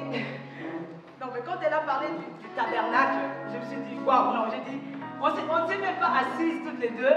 Non, mais waouh, que Dieu te bénisse. Mais hier, le matin, quand je préparais ce thème, mais c'est comme si elle était... Non, mais que Dieu la bénisse. Vraiment, que Dieu te bénisse. Que Dieu te bénisse. Tu as parlé du tabernacle. Le Seigneur m'avait dit de parler de la tente. Que nous sommes les tentes vivantes de Dieu. Les tentes dans lesquelles l'Éternel doit se révéler et vivre. Éternel Dieu, continue, Seigneur, de pouvoir nous faire couler dans la grâce. Merci pour ces instants où tu veux encore nous parler. Conduis, Seigneur, encore ma vie. Que, Seigneur, l'humain en moi se taise. Mais que, Seigneur de gloire, ton esprit prenne le dessus. Au nom de Jésus-Christ. Amen. Amen. Alors, que Dieu soit béni. Je vais prêcher. Nous allons prendre nos Bibles. Nous continuons toujours au livre de Joël.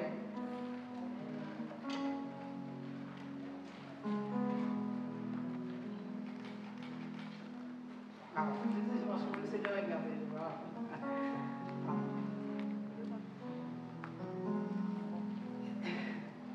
Alors, 23. 2, 23. Et vous, enfants de Sion, soyez dans l'allégresse et réjouissez-vous en l'Éternel votre Dieu, car il vous donnera la pluie en son temps. Il vous enverra la pluie de la première et de l'arrière-saison comme autrefois. Les airs se rempliront de blé et les cuves regorgeront de mou et d'huile. Je vous remplacerai les années qu'ont dévoré la sauterelle, le gélec, le asile et le gazal, ma grande armée que j'avais envoyée contre vous. Vous mangerez et vous vous rassasierez, et vous célébrerez le nom de l'Éternel votre Dieu, qui aura fait pour vous des prodiges. 28. Après cela, je répandrai de mon esprit sur toute chair. Vos fils et vos filles prophétiseront, vos vieillards auront des songes, et vos jeunes gens des visions. Même sur les serviteurs et sur les servantes, dans ces jours-là, je répandrai mon esprit. Je ferai paraître des prodiges dans les cieux et sur la terre, du sang, du feu et des colonnes de fumée. Le soleil se changera en ténèbres et la lune en sang avant l'arrivée du jour de l'Éternel, de ce jour grand et terrible. Parole du Seigneur. Amen. Amen. Alors, le pasteur Fanny, là, c'est bien dit, la pluie de la première saison, la pluie de l'arrière-saison est d'abord précédée de la pluie de la première saison. Et comme nous l'avions dit hier, la pluie de la première saison a pour but d'ensemencer, comme elle a dit. Je vais simplement survoler parce qu'elle a déjà dit beaucoup de choses. Alors, le but de cette pluie, c'est de préparer la terre. Pourquoi? Parce que lorsque la semence sera mise, il faut que la terre soit réceptive pour pouvoir recevoir la semence et pouvoir la travailler et la faire mûrir par la suite. Donc si la terre n'est pas travaillée, ça c'est le domaine de l'agriculture, si la terre n'est pas travaillée au préalable, la semence, la récolte ne sera pas bonne. Voilà pourquoi il y a ce qu'on appelle la fossile. Ceux qui voient un peu la fossile, c'est comme le truc à plusieurs tranchants qu'on met dans la terre pour labourer. Et on travaille la terre avec cette fossile-là. Alors cette fossile a deux objectifs. L'objectif principal, c'est de travailler la terre, d'enlever tout ce qui est sale, tout ce qui est mauvais, et aussi, par la suite, de pouvoir la préparer pour recevoir la semence. Donc, j'ai dit hier après-midi que la pluie de la première saison, c'est ce que nous avons vu. Nous avons reçu Jésus-Christ comme Seigneur et Sauveur, mais nous ne devons pas nous arrêter là. Nous devons avancer. Amen. Et lorsque nous recevons la pluie de la première saison, nous recevons des bénédictions, nous recevons des choses de la part du Seigneur. Mais nous ne devons pas nous arrêter à ce niveau-là, parce que nous sommes bébés, grandissons, le but de l'Éternel, c'est que nous atteignions la maturité. Et la maturité, nous l'atteignons avec la pluie de l'arrière-saison. Amen. Donc, c'est très important. Et pour moissonner, pour récolter, il faut d'abord s'aimer. Si tu n'as pas s'aimé, tu ne peux pas récolter. Ça, c'est très important. Alors, aujourd'hui, beaucoup pleurent. Pourquoi? Parce qu'ils se disent, je vais récolter. Mais comment peux-tu récolter si au préalable, tu n'avais pas semé? Si tu avais semé, c'est probable que tu récoltes. Et même, il y en a qui disent, j'ai semé, mais je ne fais pas une bonne récolte. Pourquoi? Mais si la terre, si ta vie n'a pas été travaillée, tu ne peux pas recevoir une bonne récolte. C'est important, Église. C'est très important. Amen. Nous désirons beaucoup de choses de la part du Seigneur. Nous voulons l'élévation. Nous voulons la grandeur. Nous voulons les miracles. Nous voulons le succès. Nous voulons la réussite. Mais nous oublions que toutes ces choses ont un prix. Et le prix à payer, c'est notre sacrifice. Le prix à payer, c'est notre consécration. Le prix à payer, c'est notre vie travaillée. Comme a dit le pasteur Fanny, notre vie modélée, façonnée. Pourquoi? Parce que nous le verrons demain par la grâce de Dieu. Le but de la pluie de l'arrière-saison, c'est de nous révéler comme étant des dieux. Lorsque nous sortons, nous parlons comme Dieu, nous déclarons les choses comme Dieu et les choses arrivent et prennent vie. Au fait, c'est ça. Voilà pourquoi, si tu t'es arrêté simplement à la pluie, à être arrosé par la pluie de la première saison, tu n'as pas tout compris. Il faut encore continuer. Comme a dit le pasteur Fanny, elle a illustré par le tabernacle, le parvis, le lieu saint et le saint des saints. Donc le but principal, c'est que tu dépasses toutes ces barrières-là pour que tu arrives dans le